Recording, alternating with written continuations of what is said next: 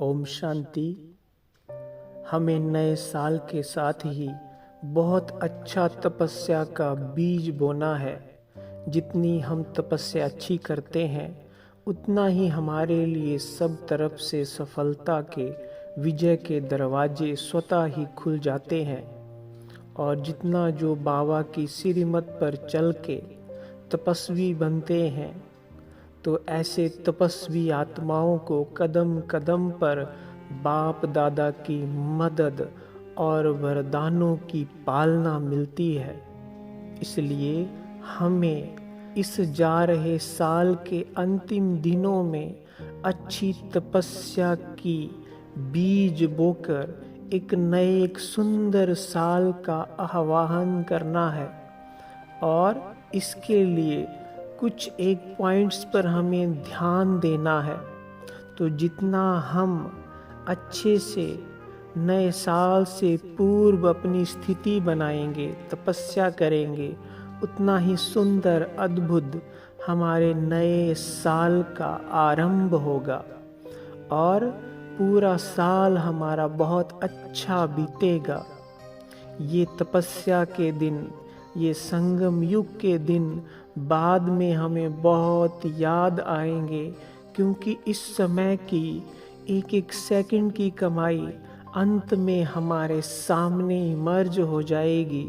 वो आत्मा उतनी ही भरपूर अनुभव करेगी, उतना ही कई जन्मों के लिए श्रेष्ठ पद की, भाग्य की अधिकारी बन जाएगी, जिसने बाबा की श्रीमत पर चलकर इस समय को, संगम युग को सफल किया।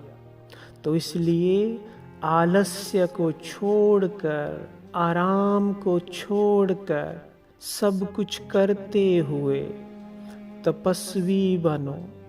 ऐसे तपस्वी जिनकी तपस्या की चमक उनके भाग्य में आने वाले कई युगों तक चलती रहे, और ऐसा भाग्य पाकर हर कोई आत्मा उनको देखकर ये कहे कि कैसा भाग्य पाया है। कुछ बातें हम डिस्कस करेंगे। सबसे पहले हमें उठकर नियमित बहुत अच्छे से अमृत वेला करना है। बहुत लंबा करने की ज़रूरत नहीं है, क्योंकि योग हम उतना ही करें जितना हमें अच्छा अनुभव हो, जितना हम खुशी से कर सके। तो कम से कम आधा घंटा हमें बहुत प्यार से, बहुत एकाग्रता से अमृत वेला शक्तिशाली योग करना है। हमें हठ योग नहीं करना है, सहज योग करना है। सहज योग का मतलब है चाहे हम 20 मिनट बैठे, आधा घंटा बैठे, 1 घंटा बैठे, लेकिन बहुत अच्छा योग करें।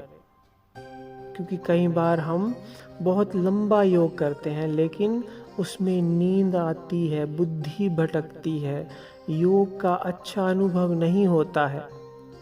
क्योंकि जब हम सोचते हैं कि हम 2 घंटा योग करेंगे, 1.5 घंटा योग करेंगे, 1 घंटा योग करेंगे, तो कभी कभी मन भारी हो जाता है। तो इसलिए हमें 15 मिनट, 20 मिनट, आधा घंटा, पौना घंटा जब भी योग करना है, बहुत अच्छे से, प्यार से, पावरफुल स्थिति में, एकाग्रता में योग करना है। योग की अनुभूति करनी है। तो अमृत वेला योग जो आत्माएं करती हैं वो बाबा से सर्व शक्तियों को ग्रहण करती है, सर्व शक्तियों की अधिकारी बनती है और पूरा दिन बाबा की शक्ति का साथ में अनुभव करती है। तो पहला स्टेप ये हो गया। अमृत वेला करने से हमारी पूरा दिन स्थिति बहुत अच्छी, पॉजिटिव रहेगी, और कोई भी बात जब हमारे सामने आएगी तो उसको हम सहजता से, सरलता से पार कर लेंगे। दूसरा, दिनचर्या की शुरुआत करने से पहले हमें मुरली बहुत अच्छे से पढ़नी है। अच्छे से मतलब है कि जो कुछ पॉइंट्स हमें अच्छे लगते हैं वो हमारे मन में बस जाए। मुरली में बाबा ने क्या क्या कहा ये हमारी बुद्धि में स्पष्ट हो जाए।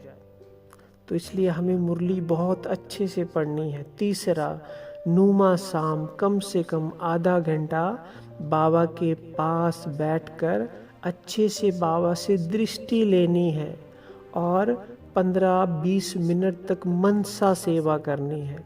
चारों ओर की, विश्व की, कहीं भी जो आपको अच्छा लगता है मनसा सेवा का सहयोग देना है। तो इस तरह से ये 3 बातें। और चौथी बात, जो अभ्यास हमें अब बहुत बढ़ाना है, जिस अभ्यास के लिए बाबा हमें हर मुरली में कहते हैं कि बच्चे ये अभ्यास करना है, ये अभ्यास अब बढ़ाना है, यही ब्राह्मण जीवन के बेस है, यही ब्राह्मण जीवन में हमें आगे बढ़ाएगा। वो है आत्मिक स्थिति का अभ्यास, देह से न्यारा बनने का अभ्यास, अशरीरी बनने का अभ्यास। तो मैं आत्मा हूँ। बीच बीच में, दिन में इस स्थिति की अनुभूति करनी है। पहले संकल्प करो और फिर अनुभव करो। कुछ सेकंड्स, कुछ मिनट्स इसका अच्छे से अनुभव करते रहो जब भी आपको टाइम मिलता है, चाहे 1 घंटे बाद, चाहे 2 घंटे बाद। और थोड़ा और समय मिलो तो बाबा की याद में भी एकाग्र हो जाओ, बाबा को अपने साथ अनुभव करो, जैसे बाप दादा मेरे साथ है। इस चारों पॉइंट्स को जब हम बहुत अच्छे से करेंगे तो हमारा पुरुषार्थ बहुत अच्छा होने लगेगा, स्थिति बहुत अच्छी बनने लगेगी। और आप जो भी करते हैं, जहाँ भी रहते हैं, लेकिन आपको ऐसा लगेगा, अंदर से संतुष्टता का अनुभव होगा, प्राप्तियों का अनुभव होगा। ओम शांति।